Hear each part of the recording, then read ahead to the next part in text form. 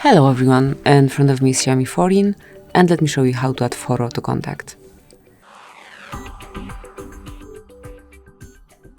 At first, enter your phone dialer and choose the contact that you want to personalize. Now mark edit icon and click on add a picture. So it's time to select the photo that you want to cover this contact with.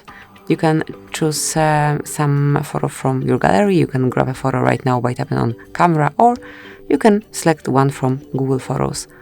So let me select something from my camera, tap on choose and click on save. And that is all. From now on, this picture is assigned to your contact. You can see it every time this number is calling you, and also here in your contact list. Thank you for watching. Please subscribe our channel and leave the thumbs up.